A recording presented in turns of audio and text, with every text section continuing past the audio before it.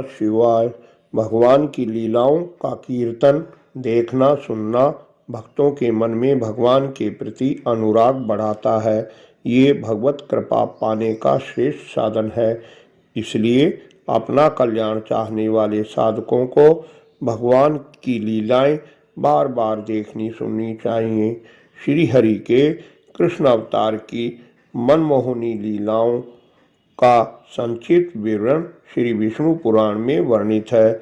आप उसी की 16वीं कड़ी देख रहे हैं। श्री पाराशर जी बोले, हे मैत्रेय, पौंड्रक वंश में एक राजा हुए वासुदेव।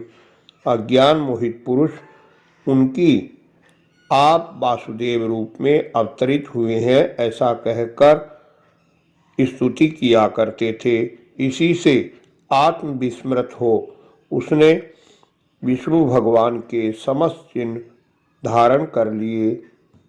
उसने श्री कृष्णचंद्र के पास संदेश भेजा, तू मेरे नाम और चिन्हों को धारण करना छोड़ दे। यदि जीवन की इच्छा हो तो मेरी शरण में आ जा। दूत से राजा वासुदेव का संदेश पाकर श्री कृष्ण ने हंसते हुए कहा, मैं अपने चिन्ह धारण कर तेरे नगर में आऊँगा और निसंदेह अपना चक्र तेरे ऊपर छोड़ूंगा।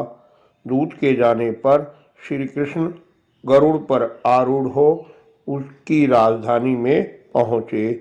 वहाँ अपने मित्र काशीराज की महान सेना और अपनी सेना लेकर पौंड्रक वासुदेव भगवान जैसे चिन्ह धारण कर युद्ध करने आ पहुंचा।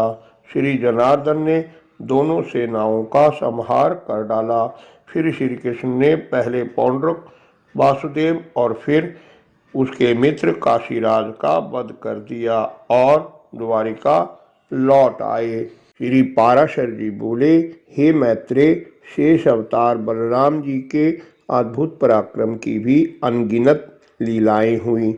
एक समय जाम्बती नंदन सांब ने स्वयंवर के अवसर पर दुर्योधन की पुत्री का बलात्हरण कर लिया।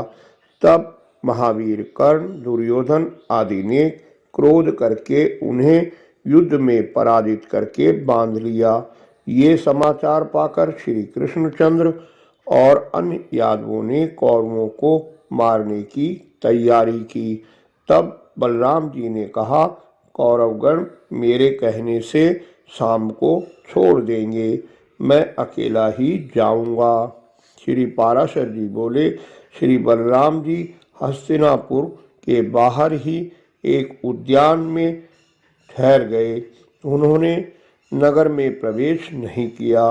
बलराम जी के आने का समाचार पाकर दुर्योधन आदि राजाओं ने उन्हें गौ, अर्ध और पाद्य आदि निवेदन किया। उन सबको विधिवत ग्रहण करके बलराम जी ने उनसे कहा, राजा उग्रसेन की आज्ञा है कि आप शाम को छोड़ दें। बलभद्र जी के वचन सुनकर कौरवों को बहुत अधिक क्षोभ हुआ। उन्होंने शाम्ब को छोड़ने से इनकार कर दिया और हस्तिनापुर चले गए।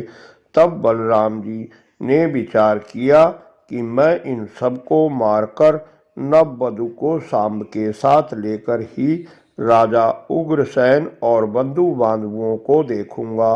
मैं कौरवों के सहित उनके निवास स्थान हस्तिनापुर को अभी गंगा जी में फेंक देता हूँ। ऐसा कहकर अरुणनयन मूसल आयुध श्री बलभद्र जी ने हल की नोक को हस्तिनापुर के दुर्ग और खाई के मूल में लगाकर खींचा। उस समय समस्त हस्तिनापुर को डगमगाता देखकर समस्त कौरव क्षुब्धचित्त होकर भयभीत हो गए और कहने लगे, हे राम, हे राम, हे महाबाहु, क्षमा करो, क्षमा करो। हे मूसल आयुध, अपना क्रोध शांत कर प्रसन्न होइए।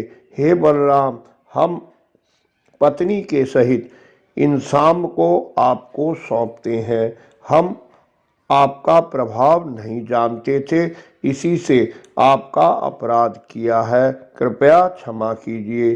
श्री पाराशर जी बोले, हे मुनिश्रेष्ठ, तदंतर कौरवों ने तुरंत ही नगर से बाहर आकर पत्नी सहित शाम श्री बलराम जी को अर्पित कर दिया। तब उन्हें क्षमा कर बलराम जी बहुत सी दहेज आदि भेंट शांब और पुत्र वधू के साथ द्वारिका लौट आए। इस समय भी हस्तिनापुर गंगा की ओर थोड़ा झुका हुआ है, जो श्री बलराम जी के बल और पराक्रम का परिचायक है। आगे की कथाओं के लिए आने वाली वीडियो देखते रहिए। वीडियो पसंद आई हो तो लाइक करें, मित्रों से शेयर कर धर्म के भागी बने।